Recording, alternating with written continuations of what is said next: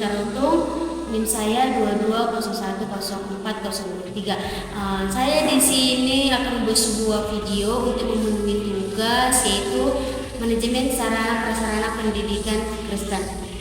Semoga teman-teman yang menontonnya dapat menambah ilmu. Bye bye. Oke, baik. Di sini akan saya menjelaskan sedikit tentang bagian sarana dan prasarana sekolah. Nah, kadang banyak nih bertanya, apa sih yang membedakan antara sarana dengan prasarana? Pembahasan kali ini kita akan mencoba membandingkan antara sarana dengan prasarana. Teman-teman bisa memperhatikan penjelasan saya. Yang pertama, saya akan menjelaskan tentang sarana. Sarana itu apa sih? Sarana itu adalah peralatan ataupun alat proses pembelajaran yang digunakan secara langsung dalam proses pembelajaran, yang dimana sarana ini adalah yang digunakan untuk mendukung proses pembelajaran. Berikut beberapa contoh dari sarana. Yang pertama itu adalah ruangan kelas, yang kedua ada kursi dan meja guru, yang ketiga juga ada papan tulis, yang keempat ada mulai dari jendela. Itu adalah beberapa bagian dari sarana, dimana tanpa adanya sarana ini maka proses pembelajaran tidak dapat berjalan dengan baik. Nah, prasarana itu apa sih? Prasarana itu adalah peralatan ataupun alat-alat yang digunakan di sekolah itu yang dia tidak secara langsung dalam proses pembelajaran. Yang tanpa prasarana ataupun peralatan itu proses pembelajaran tidak terganggu. Nah, berikut ada beberapa contoh yang saya tunjukkan tentang prasarana. Yang pertama itu ada yang namanya bus sekolah ataupun bus kampus. Yang kedua lapangan, baik lapangan upacara, lapangan olahraga. Yang ketiga itu ada infocus. Yang keempat itu ada ruang UKS. Nah, itu bagian dari prasarana karena itu adalah alat pendukung bagi sekolah. Apabila mereka tidak ada, maka proses pembelajaran itu tidak terganggu. Demikian pembahasan kali ini. Oke, pembahasan yang kedua, saya di sini akan mencoba menjelaskan sedikit tentang berdasarkan 2 Timotius 3:16 dapat definisikan manajemen sarana dan prasarana pendidikan Kristen itu seperti apa sih? Nah, di sini saya akan menjelaskan sedikit tentang isi dari 2 Timotius ayat 16, yang dimana berisi ayat, segala tulisan yang diilhamkan Allah memang bermanfaat untuk mengajar, untuk menyatakan kesalahan, untuk memperbaiki kelakuan, dan untuk mendidik orang dalam kebenaran.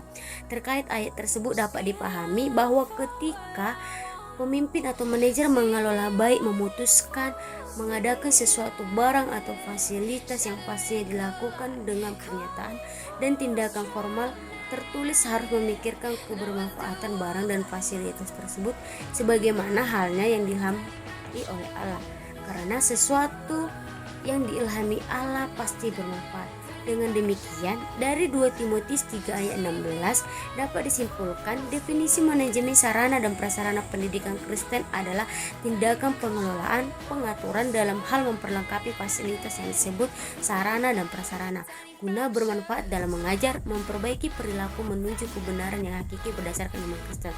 Nah, kali ini saya mengambil dokumentasi sarana prasarana, yaitu YKN Tarutung, dimana yang seperti yang telah dijelaskan itu adalah bahwa manajemen sarana prasarana pendidikan tindakan pengelolaan, pengaturan dalam hal memperlengkapi fasilitas. Nah, di sini saya akan memberikan ataupun memaparkan beberapa contoh sarana prasarana di agama Kristen ini yang berguna, bermanfaat untuk mengajar, seperti salah satunya ruangan yang bersih, alat infokus pendukung, lampu pencahayaan, serta adanya papan tulis. Nah, hal ini adalah di mana pengelola manajemen prasarana Kristen di YKN Tarutung itu sudah berjalan dengan baik. Berarti di sini sekolah tersebut sudah menerapkan dari ayat 2 Timotius 3 ayat 16, yang dimana sarana dalam pengelolaan sarana dan prasarana pendidikan Kristen itu sudah baik. Demikian dari penjelasan saya. Nah, bagian ketiga juga saya di sini akan menjelaskan sedikit tentang prinsip manajemen sarana prasarana sekolah menurut Bafadal. Di sini ada 5 prinsip yang dikeluarkan oleh menurut Bafadal, yang dimana prinsip yang pertama yaitu tentang prinsip pencapaian tujuan, yaitu sarana dan prasarana pendidikan di sekolah harus selalu dalam kondisi tetap siap pakai apabila akan didaya gunakan oleh personel sekolah dalam rangka pencapaian tujuan pembelajaran di sekolah. Teman-teman bisa melihat contoh di bawah ini, di mana ruangan tersebut sudah tertata dengan rapi, dengan infokus sudah terlengket di dinding, di mana papan tulis juga sudah ada di depan. Yang kedua itu prinsip efisiensi, yaitu pengadaan sarana dan prasarana sekolah harus dilakukan melalui perencanaan yang seksama sehingga dapat diadakan sarana dan prasarana pendidikan yang baik dengan harga yang murah. Demikian juga pemakaian harus dengan hati-hati sehingga mengurangi pengurusan. Teman-teman juga bisa melihat contoh yang sudah saya paparkan tadi itu, di mana dalam sarana prasarana yang digunakan itu sudah cukup baik, di mana kursinya sudah untuk memadai bagi mahasiswa, begitu dengan papan tulis. Yang ketiga itu prinsip administratif, yaitu manajemen sarana dan prasarana pendidikan sekolah harus selalu memperhatikan undang-undang, peraturan, instruksi, dan petunjuk teknis yang diberlakukan oleh pihak yang berwenang. Yang keempat itu prinsip kejelasan tanggung jawab, yaitu manajemen sarana dan prasarana pendidikan di sekolah harus didelegasikan kepada personel sekolah yang mampu bertanggung jawab. Apabila melibatkan banyak personil sekolah dalam manajemennya, maka perlu adanya deskripsi tugas dan tanggung jawab yang jelas untuk tiap personil sekolah. Di sini dia lebih tepatnya adalah orang yang bertanggung jawab dalam sarana prasarana apabila adanya yang rusak, apabila adanya yang hilang. Nah, itu ada satu orang yang ditugaskan untuk mengecek sarana prasarananya apakah masih layak dipakai, apakah tidak. Yang kelima ada prinsip koefisien, yaitu manajemen sarana dan prasarana pendidikan di sekolah harus direalisasikan dalam bentuk proses kerja sekolah yang sangat kompak. Demikianlah 5 prinsip menurut Bapak dan Baik, selanjutnya di sini saya akan membahas tentang bagaimana perencanaan dan pengadaan yang ideal bagi sekolah Kristen berdasarkan tuntutan kitab suci. Yang pertama, saya di sini akan membahas tentang perencanaan. Perencanaan dalam pendidikan Kristen, substansi manajemen yang di dalamnya terdapat manajemen sarana dan prasarana. Semua aktivitas manajemen selalu didesain dengan perencanaan. Idealnya aktivitas perencanaan tersebut tersirat dalam Amsal 24 ayat 6 yang berkata, karena dengan perencanaan engkau dapat berperang dan kemenangan tergantung pada penasihat yang banyak. Secara induktif ditekankan bahwa manajemen sarana dan prasarana pendidikan Kristen berorientasi pada hasil atau kemenangan, dan untuk mencapai target hasil memerlukan peran konsultan yang sudah dipawai dan dapat dikatakan praktisi berpengalaman untuk membantu proses perencanaan sarana dan prasarana pendidikan Kristen atau penasihat. Yang kedua itu adalah pengadaan sarana dan prasarana. Ada 3 hal yang perlu dipahami. Yang pertama, bahwa pengadaan sarana dan prasarana harus melalui perencanaan yang hati-hati. Kedua, bahwa banyak cara dalam pengadaan sarana dan prasarana.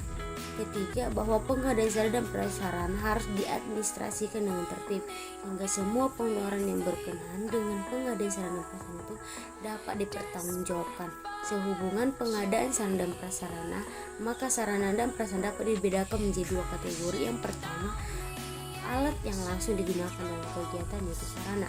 Yang kedua, alat-alat yang tidak langsung terlibat dalam kegiatan, yaitu prasarana. Nah, ayat Alkitab yang sebagai pendukung ayat pada penjelasan kali ini tertulis di 2 Raja 6 ayat 23.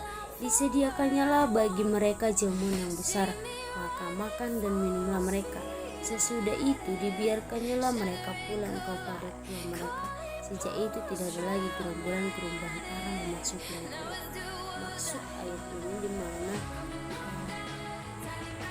dalam pengadaan sekolah itu siswa baik guru mereka merasa nyaman atas jamuan, atas persiapan sarana prasarana yang diberikan di sekolah, di mana sarana prasarana yang disediakan itu dapat menunjang membantu capaian dari proses pembelajaran.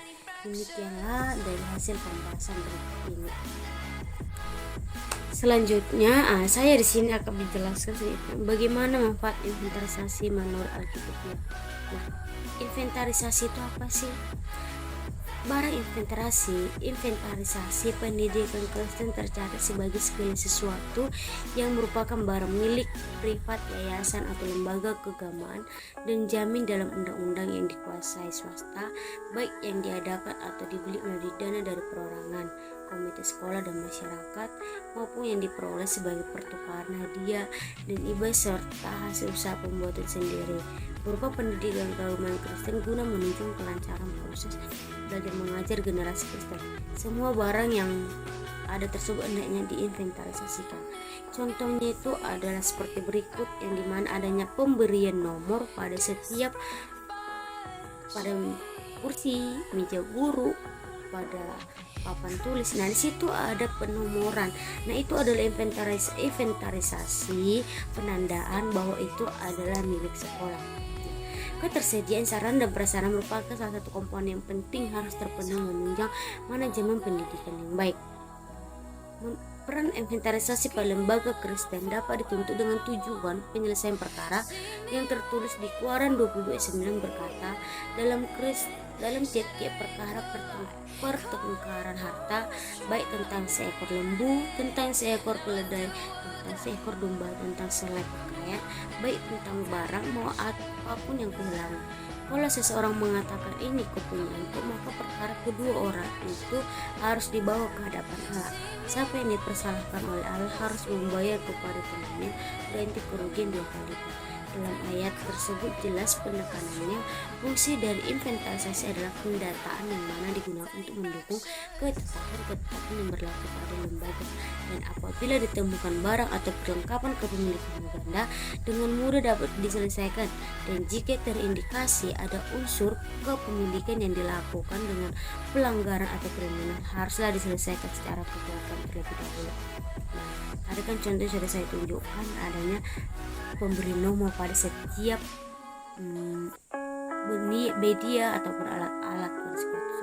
Itu fungsinya adalah untuk mengetahui dari apabila ada yang hilang, ada yang rusak, itu adalah bukti dari barang tersebut. Mungkin hasil dari penjelasan saya ini, kira-kira teman-teman semua yang menonton video ini dapat menambah wawasan tentang sarana dan prasarana pendidikan di Kristen. Inilah penjelasan saya ini. Apabila kurang penjelasan, kata-kata saya yang kurang dimengerti, dan kata-kata saya ada yang menyinggung perasaan